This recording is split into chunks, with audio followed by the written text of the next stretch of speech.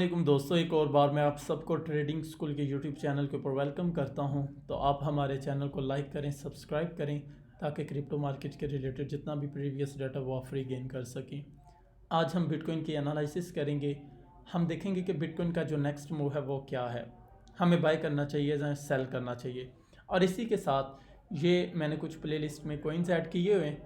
हम टीआरपी को देखेंगे। आपको पता है काफ़ी अच्छा खासा ये पंप कर रहा है। तो क्या अब इसको बाय करना चाहिए या सेल करना चाहिए? सिंपल लॉजिक होता है कि टॉप में सेल ही करना चाहिए। खैर, तो फिर अगर सेल करना है तो कौन सा जोन इम्पोर्टेंट है? इसी के बाद एक स्टोरेज आल्ट्स कॉइन है, ठीक है, स्टोरेज। तो इसको अब बाय करना चाहिए या सेल करना चाहिए? मैंने लेवल्स मार्क किए हुए।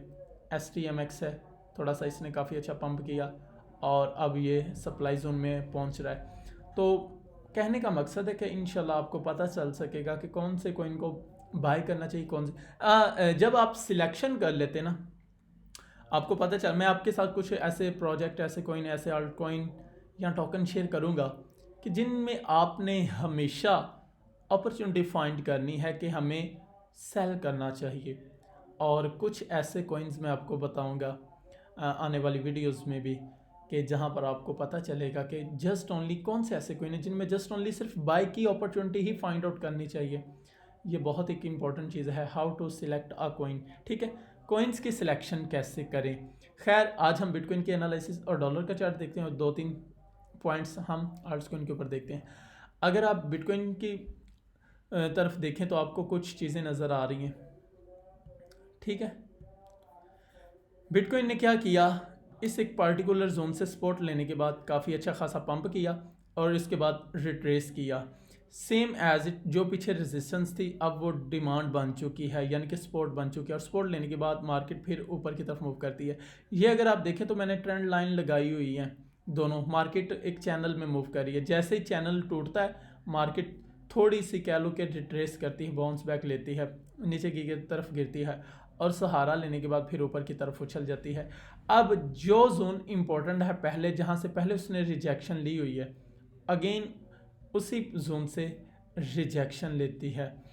मेरा कहने का मतलब है कि अगर बिटकॉइन इस लेवल को ब्रेक करके ऊपर क्लोजिंग देना शुरू कर देता है, ये जो हमारे पास 26,880 वाली रेंज बन रही है, तो इसका मतलब है कि बिटकॉइन फिर 28,500 की रेंज में हमें देखने को मिलेगा। मेरे कहने का मतलब है ये वाला एरिया, अगर इस एरिया को तोड़ के बिटकॉइन ऊपर की तरफ क्लोजिंग देना शुरू कर देता है तो फिर हमें बिटकॉइन 28,300, 400, 500 की रेंज में मिलेगा, क्योंकि मोस्ट लिक्विडेशंस उधर पड़ी हुई हैं। कौन से एरिया में? 28,400, 500 की रेंज में। मैंने हाई ब्लॉक कैपिटल्स की एनालिसिस भी आपके साथ शेयर की हुई है और हीट मैप लिक्विडेशंस भी शेयर किया हुआ है। और दूसरी तरफ अगर बिटकॉइन 26,000 वाला एरिया तोड़ देता है, यानी कि ये जो हमारे पास ये वाला एरिया बन रहा है मेजर, जहाँ पर मैंने अभी सपोर्ट भी लगाई हुई, अगर ये वाला एरिया टूटता है तो फिर हमारे पास 24,200, 24,300 की रेंज बिटकॉइन मूव करना शुरू कर देगा। लेकिन आपको पता है FTX का कोलैप्स चल रहा है, वो भी अपने एसेट्स को सेल करना चाह रहे हैं, लेकिन उनको सेल करने के लिए भी लिक्विडिटी चाहिए। अगर आपको लिक्विडिटी का कंसेप्ट नहीं पता तो कोशिश करें उसको लर्न करने की, बहुत इंपॉर्टेंट चीज़ है। या इंशाल्लाह मैं एक ब्रीफली वीडियोस के ऊपर भी बना दूंगा। उनको एसेट्स अपने सेल करने के लिए भी लिक्विडिटी चाहिए, माल चाहिए। ज़ाहिर बात है, अगर वो बेचना चाहते हैं तो कुछ ना कुछ आगे ख़रीदने वाले भी तो बैठे होने चाहिए।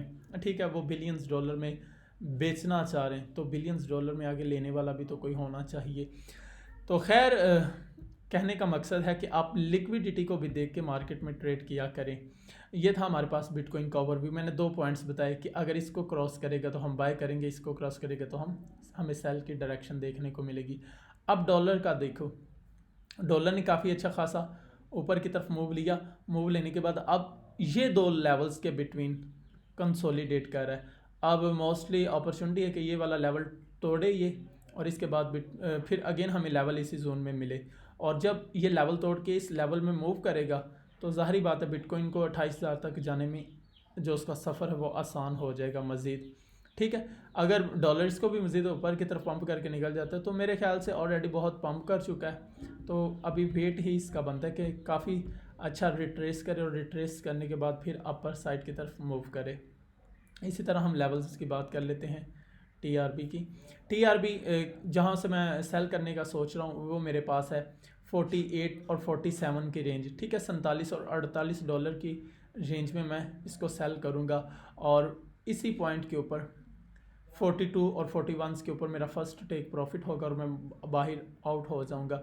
उसके बाद अगर अगेन इसी लेवल को तोड़ के 42 के रेंज को तोड़ के ये नीचे क्लोजिंग देना शुरू करता है तो फिर अगेन मेरा 37 वाला एरिया ये मेरा टेक प्रॉफिट होगा, ये सेकंड टेक प्रॉफिट है, ठीक है। टीआरबी तो सपोर्ट इसको लेनी चाहिए अब इसी जोन में और रिजेक्शन इसको 48 से नीचे लेनी चाहिए, 47-48 के बिटवीन, तो फिर हम इसको इंशाल्लाह सेल करेंगे। इसी तरह मैं लेवल्स आपको दिखा देता हूँ स्टोरेज के। स्टोरेज आप देख सकते हैं कि 41 से रिजेक्ट हुआ 42-43 से और अभी फिर नीचे की तरफ मूव कर रहा है और जहाँ से बार बार सपोर्ट ले रहा है वो हमारे पास ये वाला एरिया है, ठीक है, 3769। तो अगर ये वाला एरिया टूट जाता है तो फिर हम सेल करेंगे और फर्स्ट हमारा टीपी 35 पॉइंट होगा 0.35 और अगर ये वाला एरिया तोड़ के ऊपर की तरफ निकलना शुरू कर देता तो फिर 43 से अबव क्लोजिंग देनी चाहिए इसको, फिर हम इसको बाय क्या सोचेंगे। इसी तरह अगर मैं STMX की बात करूं तो STMX अपने रेजिस्टेंस एरिया में पहुंच चुका है और वहां से रिट्रेस कर रहा है, तो रिट्रेस करके ये इस लेवल तक सपोर्ट ले सकता है, ये जो हमारे पास है, ठीक है।